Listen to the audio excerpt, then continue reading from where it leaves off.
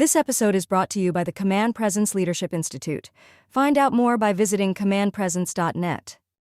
Welcome to the Faces of Leadership with Michael Warren. Be the leader you wish that you had. Welcome to the Faces of Leadership podcast, where we believe that leadership is about two things. It's about people and it's about actions. We talk with leaders from across society who are stepping up to do what they can, where they are with what they have. The question remains, though, what can we learn from them? What can we learn from each other as we strive to be the leader that we wish we had? Hello, everybody. My name is Michael Warren, and I am your host. Thank you so much for being with us today. And folks, I say this all the time on the podcast, but I really mean it today, because today's topic is one that is near and dear to my heart. Before I introduce the guest today, the topic today is not going to be an easy one, but it is a necessary one. And we as a society have gotten better about it, but we still have a ways to go. And our guest today is helping to pave that pathway as we strive to be better as a society. So our guest today was featured in the award-winning documentary, Is There Something Going On at Home? He equips first responders with essential tools to overcome stress and thrive in demanding careers. He is a former law enforcement officer and a Marine Corps veteran. Our guest is the author of 5 impactful books, including Mental Health Fight of the Heroes in Blue and 101 Health Tips for Police Officers. He is a respected and sought-after speaker. He has spoken at events like the National Concerns of Police Survivors Conference, the Nevada Sheriffs and Chiefs Association Conference, and has participated in the Atlanta Police Department quarterly command staff meetings. With a bachelor's degree, extensive experience, our guest provides relatable strategies to build resilience and improve mental health, earning recognition as a dynamic speaker by former police chief Neil Gang. He also happens to be the host of a fantastic podcast called The 10 Code Mindset. Everybody, please welcome to the episode, Scott Medlin. Scott, welcome to the show. Oh, thank you for having me, Mike. I'm really glad to be here. Man, I tell you what, as we're recording this today, things here in Michigan are a bit gloomy. It's a little bit dark outside, and they're talking about snow later, and the wind's blowing. And kind of the topic that we're going to talk about towards the end of the podcast is the work that you're doing now on the mental health, mental resiliency, mental strength, if you will, side of the profession. But before we get to where you are right now, I need to go back in time with you just a little bit.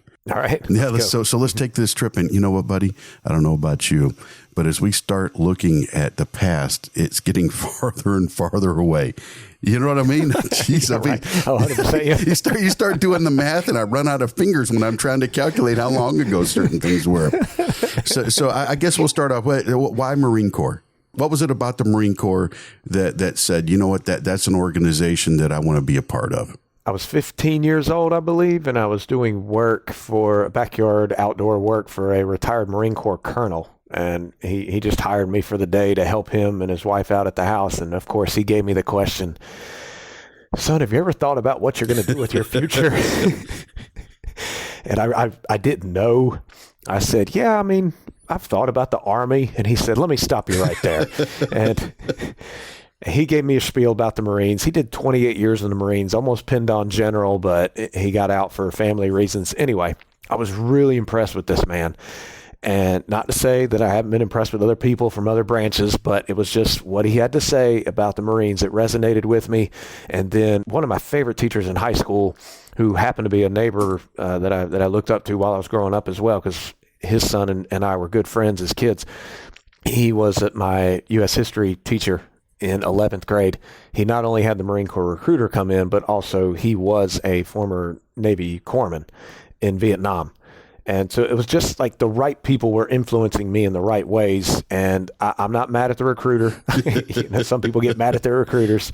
But it was just the Marine stood out to me in the sense of discipline and really pushing yourself very hard to do the hard things that are necessary to get the mission done, in addition to teamwork. And it just stood out. Plus, the dress blues, you can't beat them. So that was the Marines. Well, but you know, that's an interesting point to me from a leadership perspective. There seems to be a trend, and this is going to be, you're going to have several of these get off my lawn moments throughout the podcast because I'm stinking old.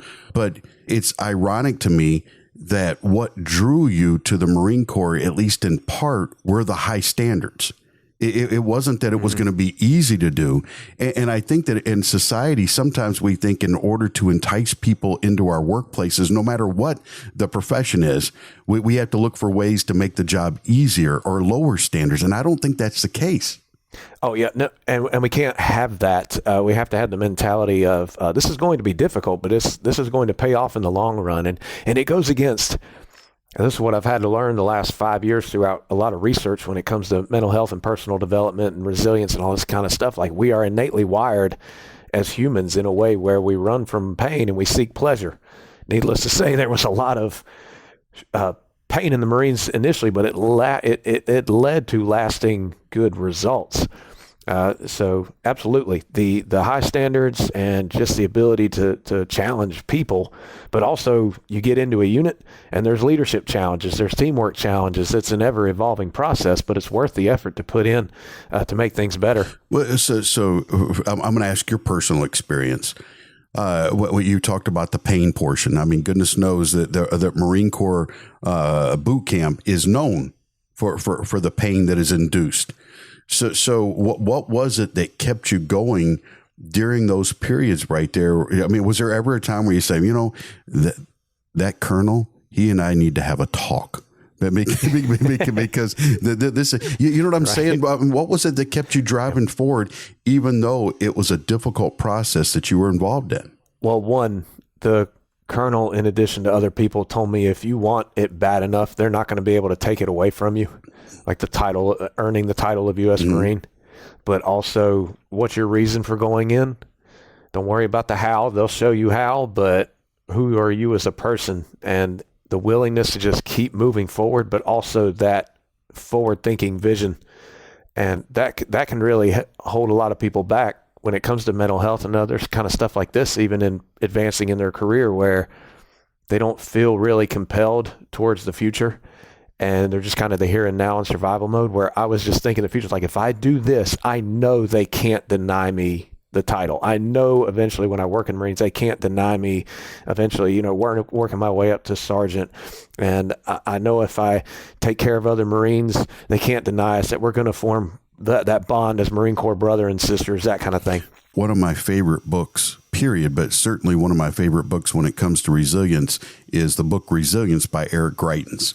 And one of the best lines that he has in there says, too many people are seeking the stress-free life, and that life doesn't exist. What we should be striving for instead is the ability to properly handle the stress when it comes to us. I bet you saw it not only in your military career, but also in your policing career. There were people who had the capacity, who had the capability of succeeding. But when things got tough, because they were looking for stress-free or the easy path, they were unwilling to put in the work to bring their quote-unquote dreams to fruition. Oh, 100% on that, as well as just not wanting to push themselves past their comfort zone, because our brain likes what it's familiar with. Even if you're engaging in an unhealthy habit or a negative pattern of thinking, it's familiar. And it's really, when you start doing things differently and you get different results, it's still kind of this world of uncertainty, and you might go back to what you're used to. And I've seen that happen time and time again. I mean, don't get me wrong, I've done it too, but it's a matter of being aware of it and then pushing past it. So yeah, absolutely. And thanks for that book. That I haven't read that book yet, so I'll definitely have to check that one out. It's an interesting one. Eric Greitens is a former SEAL, but he's also a scholar. And the book actually started off as a series of letters that he wrote to a fellow team member who was struggling with a transition from military to civilian life. Oh, wow. I love the way that it was written, and I love the practical side of things. But anyway, it's interesting to me when we start talking about pushing yourself into being uncomfortable. You know, that there's a lot of research out there that talks about how much time it actually takes to develop a habit. And depending on who you listen to and what you look at, 20 days up to 66. And the last thing I saw was like on average, it's just over 60 days. So getting to that point where the phrase get comfortable being uncomfortable, it's going to take intentional action on your part for a period of time, but the benefits are worth it. If in your case, you earn the title of United States Marine, and that's something that no one can ever take away from you. Yeah, sure. Yeah. And when it does come to those habits, I'll go ahead and just cite my sources. I even do this when I speak. The books, Atomic Habits by James Clear, The Power of One More by Ed Milet, and then Focal Point by Brian Tracy. These are the 3 books that I basically read and researched when it came to habits, and I summarize them in my presentation. I mean, I'll give credit where credit is due. And basically, 2 powerful questions that I noticed that were kind of common was, how can we make the good habits that we need to get into, how can we make them more obvious, more easy to obtain, and how can we make the bad habits less obvious, less easy? Like, take something as simple as, say you have a temptation to snack in the evening, particularly after a stressful day. Well, don't have junk food in your house, and you've made that bad habit a lot harder to get to. And chances are, unless you're like die hard to go to the grocery store to get it. But if you stay in your house, it won't be there for you. And you're creating the good habit of knowing I don't have to settle for that kind of stuff. Now, that's just one example.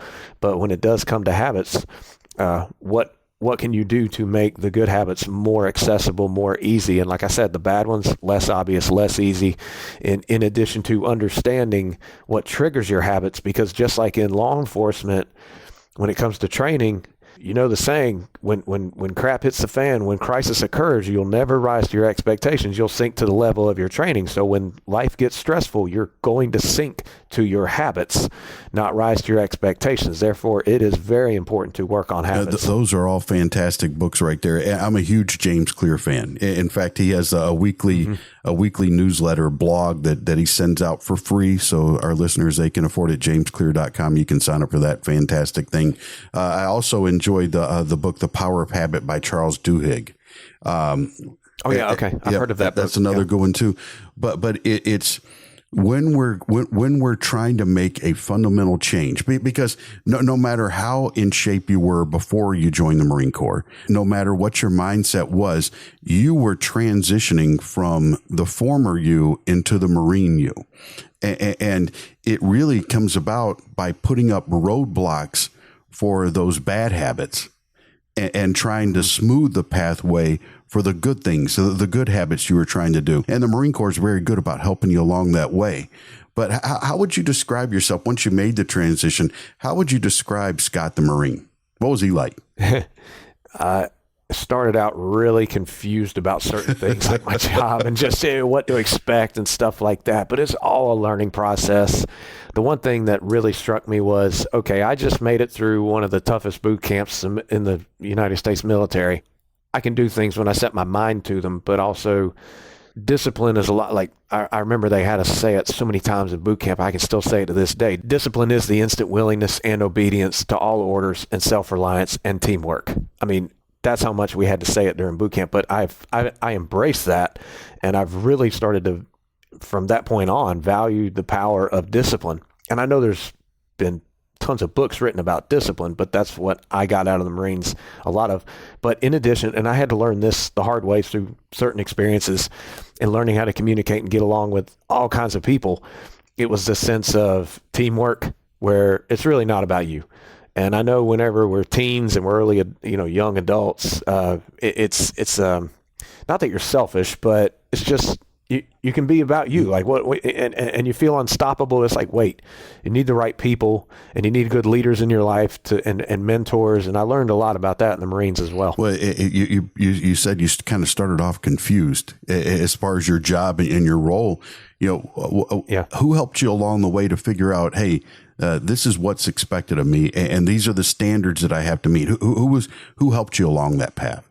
Yeah, it was after a year of being in the Marines. I was at a combined arms exercise, and I didn't really exactly understand the full extent of what we as radio operators could do with the technology that we had at the time. And I remember there were these two Marines that kind of took me under their wing for those 2 weeks and said, this is how we do this. This is how we do this. This is how we do that. Now, I knew the basics, which is exactly what MOS school trains you to do, be aware of the basics. But I was only in the reserves prior to being activated twice for Operation Iraqi Freedom. So we didn't really get consistent training with the radio equipment. So that combined arms exercise was very essential. But those two, I'll never forget those two Marines. It was a corporal and a sergeant, and they really helped me a lot. And they also taught me about the fact that if people give you a hard time, that means they like you. Because I was raised in a household where, as always, don't tease people, be polite. And I'm not knocking that, but it was just that when I was exposed in the Marines to people giving me a hard time, I would get really defensive. They were like, dude, just settle down. It means they like you. And needless to say, what I learned there helped in policing as well. Yeah, it's funny because I'm a parent. I have 4 kids. And it's such a struggle many times to protect your kids, but let the guard down enough so that they learn something like that type of lesson right there. You know what I mean? Yeah. Oh, 100%. Yes. I hate it when people say tough love because it's just love. That's what it is. It's that you can't love somebody if you're not trying to help them be better. You can't really love somebody if you're not working for their good, not your good. Mm-hmm. Very true. You became a Marine. You earned that title, but at some point you also earned the title of police officer. What was it that brought you into that particular career field? A lot of dynamic moments during high school, talking to that former Marine Corps colonel, but then also I went to a career fair at one point in high school, and I mean, I had no idea what I wanted to do, and I talked to the police recruiter from the hometown police department, and it's like God smacked me in the back of the head and said, "You're going to do this." and 2 years later, I joined the Explorers program, and they gave us an exception to do ride-alongs, so I went on my first ride-along at 17 years old. Wow, that was a reality check. I was just like, man, I didn't know cops did all this kind of stuff. I mean, it was just, I mean, one thing to the next. We started out going to an overturned vehicle during in the middle of a thunderstorm, and then a few hours later, a hit and run, and he's figuring out who the suspect was, and he ends up arresting the suspect just outside of the jurisdiction, but within that mile, and the guy was drunk and not cooperative, and it was just like, good gosh, wow. So, I mean, I had watched Cops a lot, but it was finally real, and I was seeing it, and needless to say, when I walked away at midnight, because they said, you're done at midnight, bottom line. So, when I walked away at midnight and went home, I was just like, that was amazing. And I got what do they say? Bit by the bug. Like, I was going to do that. It's interesting to me, the impact that it had on you, because we won't say how many years ago that was, but it was a long time ago, right? That was it was 2000. but you can still recall those events. 100%. Yeah. And those events like that during your career, you probably went on a bunch of accidents, and you probably don't remember all of them, but you remember those. Mm-mm. Yeah. Quite honestly, it's had a lifelong effect on you. Yes, absolutely. It did. So I went through college, got deployed twice during college. I joke around. I got selected twice to go study abroad. But anyway, but I was very blessed to come home healthy, both tours, and particularly the second one, come home healthy and alive. And unfortunately, a year after the second deployment, I did get diagnosed with post-traumatic stress disorder, but I received treatment, very effective treatment. And that was my first brush with mental health challenges. But in 2007, after graduating college and getting out of the Marines, that's when I finally got to go to the rookie school and then become a police officer in my hometown, which was a dream come true. That's fantastic. But I gotta ask a follow-up question here. Oh, of course. Because you said you were very fortunate. You were blessed to come home uninjured. But the truth of the matter is, you were blessed to come home with no visible injuries. That's true. I did have a mental injury, and I did, but I didn't know it. I really didn't. And I got home, and there was negativity, there was irritability, there were nightmares. At one point, I did have a flashback while attending class during summer school where it was not just daydreaming. I mean, I am sitting in class. Next thing I know, I'm reliving a close mortar fire incident that was way too close for comfort. A friend of mine who witnessed it to this day, he's still like, I don't know how y'all made it out of that one. And anyway, I'm going back to that moment mentally. I'm reliving it. The next thing I know, I'm like, wait a minute, where am I? And then I had to think, oh yeah, I'm here in class, and what has that professor been talking about? I mean, it was very weird. And I went to the school counseling office at that point. I said, something's going on. But it was more, well, let's talk it out. How does this make you feel? I'm not knocking that. Sometimes that works for people, but it just kept having me relive it.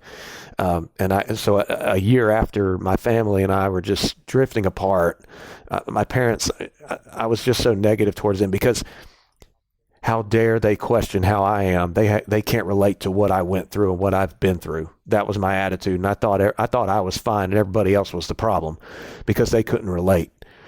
But my dad eventually said, "I'm losing you, and I'm not going to lose my family. Please go get help." So in the summer of 2006, he pointed me towards a person who treated me through neurolinguistic programming. It was incredible, and I'm very grateful for that experience.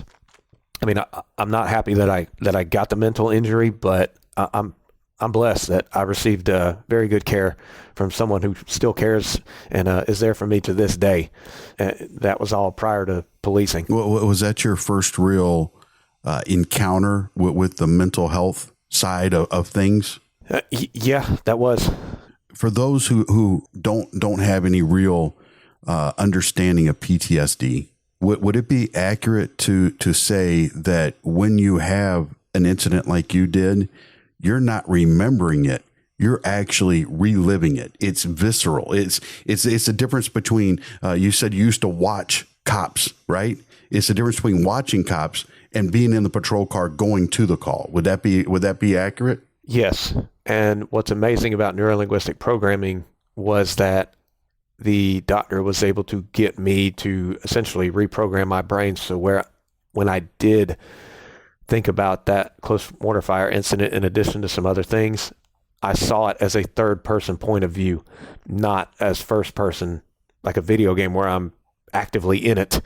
I was stepping out third person. Therefore, the emotional detachment was made. So I wasn't thinking about it with the emotions that came with that moment.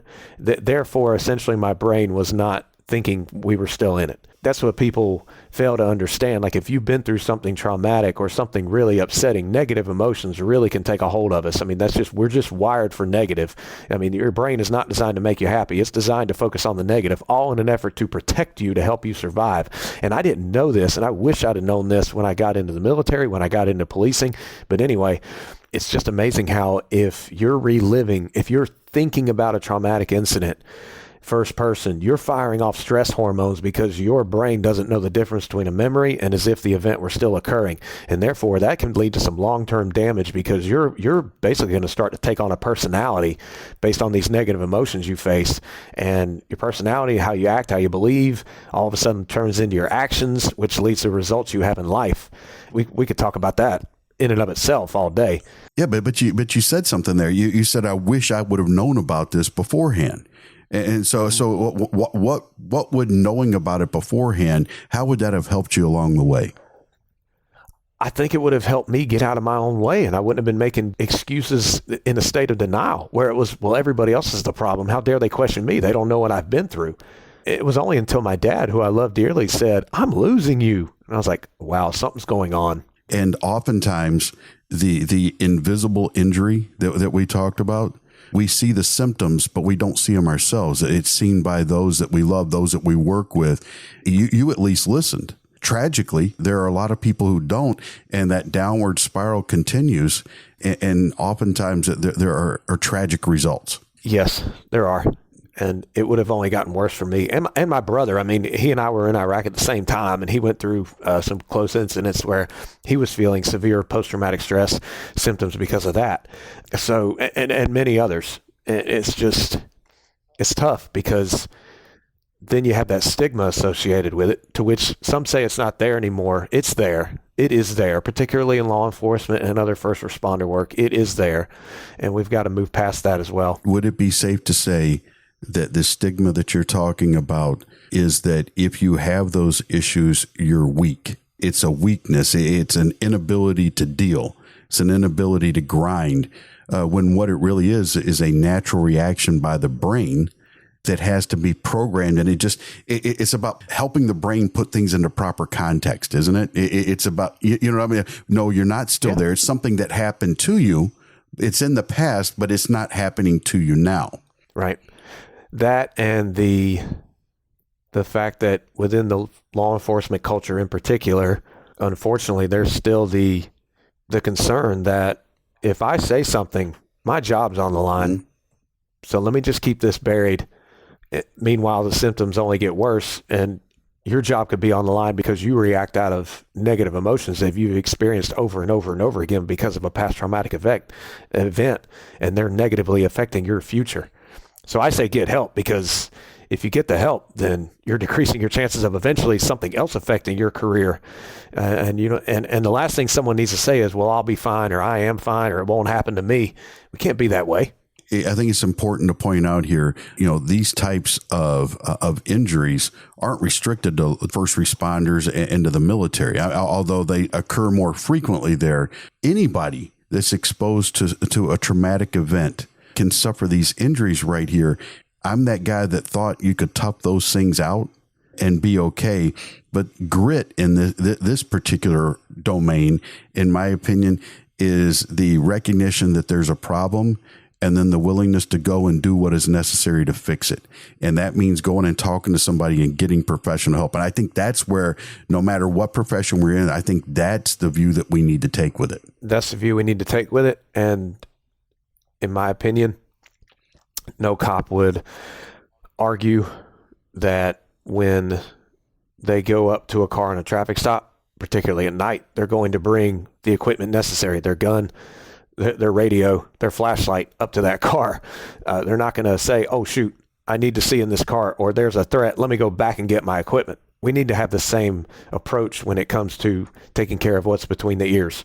Like, I know I'm at risk for mental health challenges. I know I'm statistically more at risk to die by my own hands than being killed out there in the line of duty. What's the equipment? What are the tools necessary to navigate this and proactively take care of myself? And if I do fall and I am so bothered by something that I don't know how to work my way out of it, I didn't say there was anything wrong with you. I just said you're bothered by something. You don't know how to work your way out of it. There is assistance, and I will be supported. I know that's a long shot. That's what I'm striving to do. Have this be a second nature mentality kind of thing, and the willingness to go forward. Let's talk about Scott the policeman for a second. What was that guy like? Well, for the first 9 years, of course, I loved it. I mean, I really did. I was really enjoying the job. Let's see, let me do my math here. Yeah, 5 years into it, I finally reached my goal of becoming a canine officer. But through all the calls, through the rotating shifts, through signing up for a lot of off-duty because the money was just that great. I remember Mike, my wife, one time said, I will pay you to stay home. So anyway, after all that and saying the 3 words, I am fine, 9 years into it, I reached a breaking point where my wife and I were riding down the road. Our 1-year-old son is in the back seat of the car. He's 1 at the time. And she says, I'm thinking of doing this all on my own. I was like, oh, shoot. Like, I knew she was pretty much over me working as a canine officer because I was living it. But I didn't know I got that bad. And she told me a few years later, she was just like, look, I didn't mean divorce. I just meant like we were just going to get used to you not being in the picture. You be out there doing your thing, and I would be the parent as well as the provider of the house and all this kind of stuff. That was the awakening that unfortunately it happened, but I recognized it and I made the right decision to resign from K-9. It ripped my heart apart to do that, but I had to put my family first. This was after a lot of chronic stress, and 2 years, I guess I apologize. I didn't mention 2 years into the career, I battled an addiction that I had to get treated for with neurolinguistic programming. But through all of it, there were just times where it was a lot of, I am fine, I am fine, I am fine. But don't get me wrong, I enjoyed the job and I showed up and I made great friendships and I was smiling on the outside, but sometimes on the inside I was devastated. But yeah, 9 years into it, that was the big game changer in life. Scott, I wrote a class a couple years ago now And it's a leadership class. And the name of it was Nothing is the Problem and How to Fix It. Too often our default response is, especially in professions where there is this larger than life mentality, that there's this, I hate using the word, a superhero type of thing. And it's first responders and military. I think the medical field often has this as well. And the default answer is I'm fine. What we mean by fine is, hey, I'm here doing the job. But the inner part of us is just being eaten away. And that's where the damage is done. From a leadership perspective, if you could go and talk to a leader of an organization, whether it's military, first responder, private sector, whatever, what would be the message that you would try to deliver them about the things that people are dealing with? What role can a leader play into helping to ensure that their people are actually fine when they say they're fine? Well, first off, I remember I used to work at a department where there was this one higher rank in particular where he knew if someone said, "Oh, I'm fine," he would go, "No, how are you really doing?" He wouldn't take that as an answer. But at the same time, he was the type where he was that leader where we felt supported by him. I remember one time in a use of force situation, we did what we had to do to get this guy under arrest as peacefully as we could, but he wasn't going. So when we went to put handcuffs on him, he fought. And this major was there the whole time. And I didn't look at it as, oh shoot, he's here, he's going to be coming after us. He was like, he jumped in right with us. Mm-hmm. And he said, I told them to do this. I told them to do this. It's like, I was here. These guys are fine. Like, he was just a leader, and he wouldn't take "I am fine" as an answer. But also, and I say this when I go speak to command staff meetings or the sheriffs and chiefs associations, I just bring up the point that many police officers go through crisis intervention training, which I believe they should, but not should, must. And one of the big techniques described in responding to people in crisis is active listening. And police officers will go and actively listen to people that are in distress and in crisis whenever they're called, and 911 call is made. But are we listening to our own? Or do the officers, do other first responders, anybody in any work setting, do they feel like they're going to have the policy manual thrown at them? Mm. Can we just listen? And there have literally been people who have been able to work their way out of their own head and focus on solutions just because they had someone listening. And that's what I like to stress. But that can come down to leadership showing a lot of support. And like I said, listening. I think one of the most powerful things that can happen is when a leader can say, you know what? I understand that because I've had similar thoughts. That's true too. Yeah. And now it's one of those things where, so you mean I'm not alone? Exactly. I'm not some anomaly. I'm not some freak because I've been having these thoughts. And that's kind of what you do now, isn't it? I mean, you quite honestly, you're up there giving a personal testimony, but you're not stopping with identifying the problem. You're also giving people hope, because there is hope if we go about things the right way. Isn't there? I mean, this isn't the end of the line, right? Oh, no, it never is. And I talk about things that of the power of the brain. Now, minus some huge traumatic brain injury, you have this process of neuroplasticity within the brain where you can rewire your brain essentially to look at things through a different lens.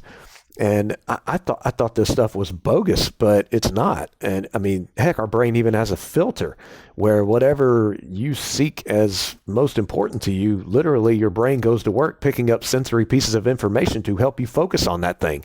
And it's the reticular activating system. So you can use your brain to either help you or hurt you, and you have to use it to help you, because it's by default, it's not going to help you out. And that's so. Not only do I say, like, I've been in these tough positions, and I went through the addiction, I went through the PTSD, and I went through that hard time in my marriage, but through the power of mindset, and don't get me wrong, in addition to sleep, eating well, exercise, those are very essential. Yeah, mindset, like your established attitudes of things, it's very important. And that's where I think that Law enforcement, first responders, they don't get mindset training. They don't get resilience training in the beginning, and it's not continuous enough to where, like I said, this stuff becomes second nature, and we know we have to keep working on us, which in turn helps us to show up that much better for others, and regardless of rank.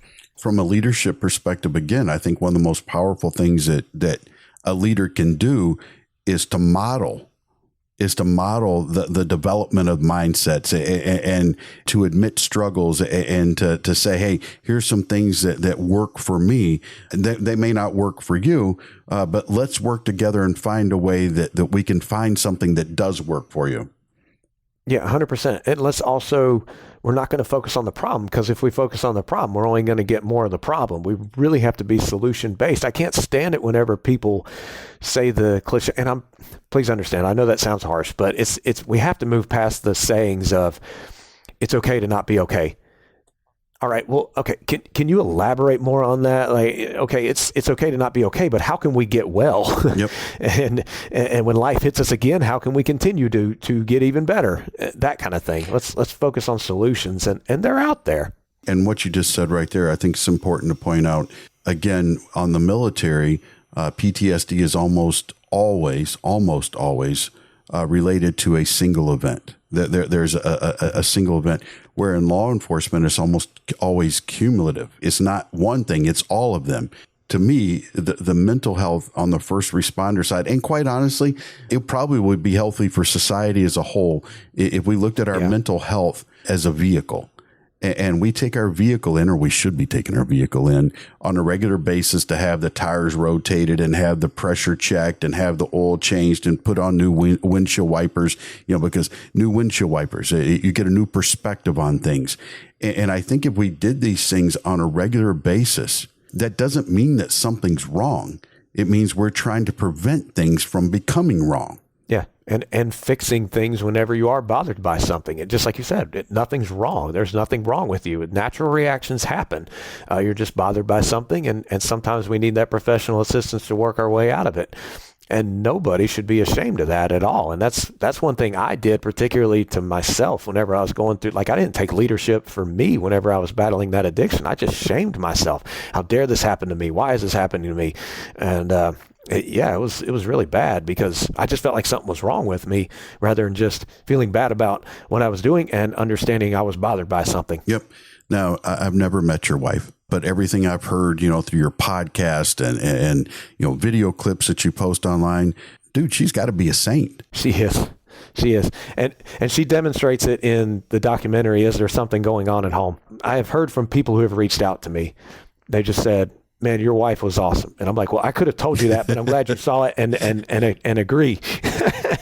I guess one of the things that has struck me recently about her is that you weren't the only one struggling with the things you were going through.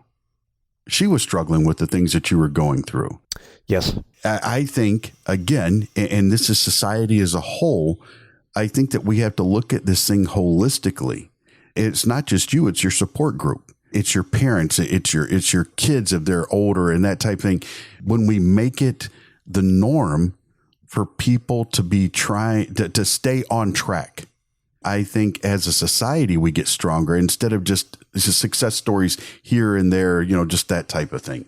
Yeah, I agree with you. And I would, and that all starts with conversations like this, people in leadership roles showing that they've went through hard times and how they're working on it, because they'll get other people's attention, and people will start to follow suit. So yeah, we got to make that change. I'll ask you this, and you may not know the answer. How okay? She's got to be okay with it, but how okay is your wife with you getting up there and, for lack of a better phrase, airing dirty laundry for everybody? Does she ever get resentful of that? It just... No. Fortunately, I battled the addiction before we got married. But the problems of saying I'm fine, and then the marital problems we had, she's fine with it. It's just like my perspective. We're not happy that it happened, but since it did, and we felt alone, and now we realize we were not the only ones going through that struggle. And we are proof that if you put in the work and you fight for your family, and you show up with the same willingness for your family that you show up to for the job, that there is joy and love and victory you never thought possible on the other side of that pain. So that's why we talk about it, just to give people hope, in addition to focusing on solutions, which the documentary covered that kind of thing, like how do you work your way through it? Well, one of the things that people are often reluctant to speak about in society today, and I completely disagree with, is faith. And you're a man of faith. 100, yes. I would ask you, how has, and I'm not here to preach a certain religion or anything like that, but a belief in something bigger than ourselves. How has faith helped you along this journey? How is it continuing to support you in the work that you do? Because you're doing some great stuff, but how has faith helped you in that? I just surrender to God. I say, I'm nothing without you, and I can't do anything without you. Where should I go? How would you have me get there? That kind of thing. It does get hard at times when I'm like, shoot, I'm getting in my own way. And that's only because I'm getting in my own way because I'm not following his way. But also, I'll never forget in 2016 when my wife and I were really going through that hard time and I didn't know whether to give up canine or just try to make it was tough. And I'll never forget a friend of mine he's a pastor, and he just said, your job is earthly. Your wife is godly. You know what to do. Now go do it. And I did. It wasn't easy.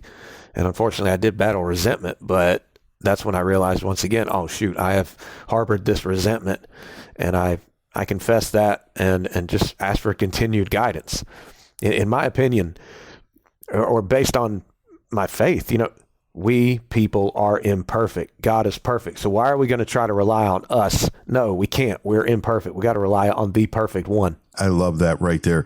And I love how simple the message was from the pastor. Yeah. It's simple, but it's a reframing of perspective. And oftentimes where we get into problems is when our perspective gets out of whack. But because the work that you were doing as a police officer, it was honorable and it was just, and you were doing good things for society, but it was too much and it was doing bad things at home, and you had to change that perspective. It doesn't mean what you were doing was wrong. It just meant that you had it in the wrong pecking order when it came to priorities. Yeah. And all first responders, particularly, and military, have to understand whether they're there or not, the job goes on without them, and your family is at home. I know there's tight brotherhood and sisterhood at work, but let's face it, when you leave, and there will be a day when you leave, whether by choice or pursuing another opportunity or that day of retirement, it moves like the department, the station, the office, the unit, it moves on. Therefore, we have to focus on what is like your family back at home, your godly family. It's just, you have to focus on it. Now, I'm not saying you can't find family within the department. I mean, there's still just a handful of officers that I could call up this day and we're still in touch with each other, and it's like no time in between. But, the organization moves on, and a lot of people feel like, what the heck? I poured so much into this, and it's like I was never even there. Well, that's the reality of it. Now, that's not to say you didn't make a difference while you were there, but it moves on. It's one of those things where we want to be needed, and where are we needed the most? We shouldn't do things for recognition or long-term names on wall, but our legacy is our family. Yes, 100%. That's generational legacy. And if you're not the leader at home that you should be with your spouse, your significant other, with your kids, then did you really win at work? You know what I'm saying? Oh, I do. And I'm glad you brought that point up. Plus, it is what it is. Healthier at home and more fulfilled at home. It pours right into the workplace. Then again, on the flip side of that, if there's the trauma that you experience as a first responder, it can bleed right into the family life as well. So absolutely. So we have to be mindful of that. So there's a couple topics I want to ask you about before we wrap things up here.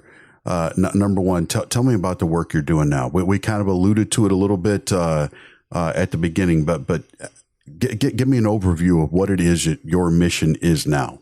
Yeah, my whole thing is I just really try to convey the message out there.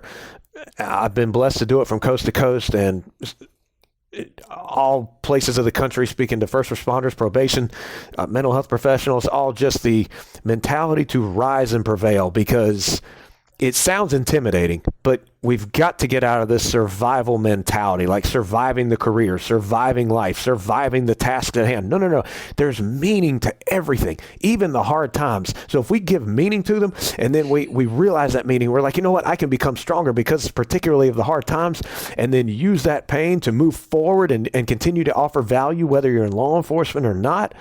It's incredible, but it takes a lot of work, particularly with taking care of yourself. In particular, law enforcement, where you're more likely to die by your own hands than being killed out there in the line of duty. So it's not necessarily mental health. I started in that area, but then I was like, wait, there's psychologists and there's a lot of professionals in that area. It's more of mindset and the ability to keep moving forward, because that's essential. And I think that's living life, not just existing. There was I can't remember the name of the cartoon. There was a cartoon show about a caveman family that was out several years ago. And I happened to watch it during the lockdown of COVID, right? And there's a part in there where the dad's having a discussion with his teenage daughter, and she's kind of rebelling. She's wanting to leave the house. And he goes, listen, I did all of those things to protect you. I did all those things so you could live. She goes, that's not living. That's just not dying. And there's a difference between living and being alive. And yep. When you address the issues that you talk about in your presentations, it affords you the opportunity to live and not just survive. Yes, it does. And it's a hard message. It really is. And I talk about hard topics like alcohol, suicide, but I tell everyone in the very beginning, even though I don't know you personally, I'm here as your friend. And real friends have the real tough conversations with each other. And unfortunately, some agencies, some units, some individuals look at this stuff as taboo. And we can't keep doing that. Because if we keep doing what we've been doing, we're going to see the results that we've been getting. And we can't settle for that.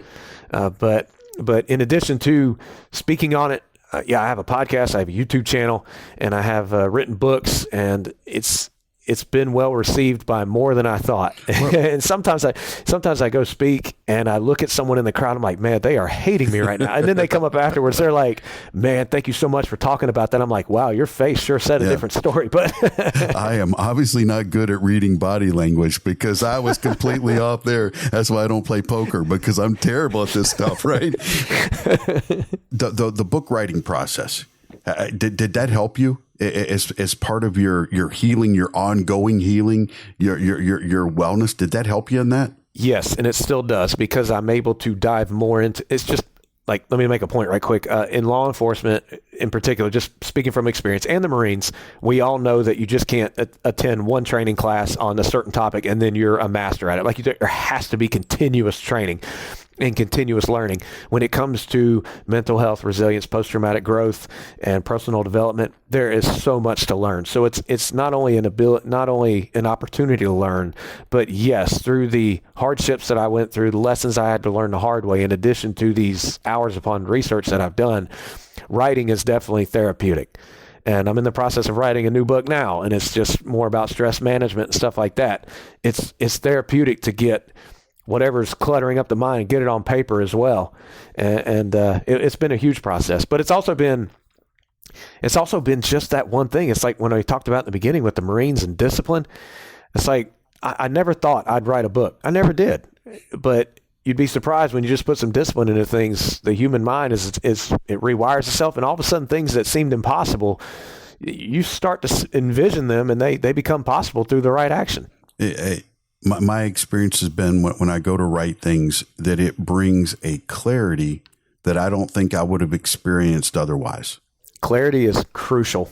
I mean, a cluttered mind is bad. We want clarity because we need to be able to see what it takes to get where we need to go, and we need to know where we're going, specific locations. Our minds love clarity and us being specific. So that's awesome to hear. Well, all right. So if somebody was interested in bringing you to their organization, and I want to emphasize to our listeners, you don't have to be a first responder organization to benefit from this. The human brain is the human brain. Human beings are human 100%. Beings. So if somebody wanted to have you at their organization, how would they get in touch with you? How would they get more information? What's the best way? Well, that's thank you, Mike. My website is thescottmedlin.com. Yeah, thescottmedlin.com. ScottMedlin.com was already taken, so I wonder who that guy was. That son of a gun. We'll make sure we include that in the episode notes. Your books. We'll also include links to those. You weren't satisfied with one book, so if you were going to recommend to our listeners the book they should start with, what would be the book you'd recommend? The first one, Mental Health: Fight of the Heroes in Blue. Let's really get on an understanding of how our brains work and how you're not immune to the inevitable stress, demands, and trauma that you can experience, particularly in the first responder line of work. That's a good place to start. It's always helpful when people are speaking the same language with roughly the same platform. So, folks, before we go into my key takeaways, I want to, and I don't do this a lot, I want to throw my weight behind Scott. This guy is a dynamic speaker that speaks from experience, but I think probably the thing that I resonate with what he does and how he does it the most is the passion that he brings to the topic. You personally will benefit, your organization will benefit if you take the time. Go and listen to this podcast. You want a preview of what he's done? Go on LinkedIn, follow him on LinkedIn, and he puts up these video clips. You will see what I'm talking about. I am telling you, you'll be healthier and your organization will be healthier. Make sure you check that out. But now I'm gonna go through and give you my key takeaways. So you can agree with me, you can correct me, or you can expound on it. Okay. Okay. Number one, man, right out of the gate, one of the things that I was struck with was you've got a retired Marine officer, retired, no longer responsible for the Marine Corps, right? But really, he served as a recruiter for you. And so for leaders of an organization, I would throw out there, man, what are your retirees saying about your agency? What are they saying about your organization? Because if we treat our people right, because you're right, eventually it ends. Eventually you leave. That doesn't mean their voice goes away. I think it's important for leaders to recognize that the way we handle our people internally can impact recruiting 10 years from now, even if that person's not here. Yeah. Good takeaway. I love this when you said this, we're wired to run from pain and seek pleasure. I think that what allows us as human beings to reverse that is that when leaders give those going through the pain what the end result could be. You know, in the Marine Corps, listen, if you can do this, if you can put your mind to basic training, if you can go through boot camp successfully, you're going to be awarded the title of United States Marine, and no one can take that away from you. Show people what's possible. Yeah. Then you also said your purpose, your why. What's your why? That's we can show you how to do things. I think too often organizations, and I don't care if it's public or private sector, too often we look for skills when we should be looking for people on the same mission we are. Mm-hmm. And it's also who you are as well. Like the who. Yeah. Yes. Because you can have all the reasons, but if you don't have the right perspective based on who you are and what you're doing, then I think that could affect the action you need to take regardless of the reason. So who's important as well? I mean, the why is big, don't get me wrong, but who's important as well? Absolutely. And here's the next thing here. I started off my career as a Marine confused. And I love how you put that. But you didn't understand the full extent of what your role was, of what you were capable of. But you had some mentors, you had some coaches that came and showed that to you. And it provided that clarity for you that we talked about at the end of the podcast. And that's what leaders, in my opinion, leaders should be seeking out. Who doesn't have a full understanding of what it is they're doing and how important they are? Yeah, absolutely. And one other thing I'd like to add on that is just admit when you're not. Admit when you're confused. Admit when you don't know about something, or admit when you need more direction. And it's okay. I mean, my dad told me when I got pinned, when I was pinned sergeant in the Marines, he said, take this quote, Scott. He said, mess up, fess up. But we have to make that part of organizational culture. It's just like the stigma associated with mental health. We have to make that to where leaders say, hey, listen, I don't understand what's going on. Can you explain it to me? So I love that. Man, I'll tell you what, buddy, the way you described what happened to you in class, it brought vividly, it demonstrated to me that remembering is different than reliving. So for those of you who have loved ones or you have friends that are suffering from PTSD, you need to understand it's different than them remembering what happened because they're reliving it. And it helps to frame it appropriately for you so you understand at least a little bit of what they're going through. Yes. Hearing the phrase, I'm fine, doesn't get the leader off the hook. Too often we're looking for that right there because if they stop there, we feel like we've done our job and hey, they're good. So anything bad that happens is on them. And leader has to dig deeper. Mm-hmm. Ooh, I love what you said. 2 more. Mindset training. The mindset can be trained. It's not something we're stuck with. It's something we choose. But oftentimes leaders don't present to their people what is possible with mindset. And that can be accomplished through training, the kind of training that you do. And I think that's incredible. That's an incredibly powerful tool for a leader to understand and have on their tool belt. I don't remember the exact words you said, but it's you have to go beyond what you want. If you want to be physically fit, wanting's not enough. It's the step that goes after. And too many people, they stop at that first one. It's like a January, the busiest time in any gym. I want to look good, but I don't want to look good bad enough to go on a regular basis. And that's also something that can be trained as far as the mindset, correct? Oh, yeah, definitely. And there's plenty of people who have trained their mindset and gotten out of their own way because they don't tell themselves that lie anymore of this is too much work, or I'm just a stressed out person.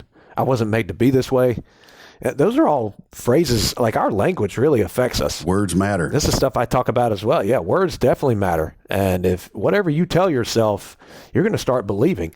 And it can definitely, and we speak naturally more negative than we do positive. And just like we think more negatively than we do positive. I mean, heck, 80% of our thoughts during the day are negative. Your language can definitely affect your progress. So get out of your way. Start talking with more empowerment, more confidence, and have some grace with yourself as well, because we all make mistakes. Ooh, I like what you just said right there. Is stop lying to yourself. Mm-hmm. If you don't think you're lying, if you don't think you lie to yourself on a regular basis, then you don't understand how the human brain works.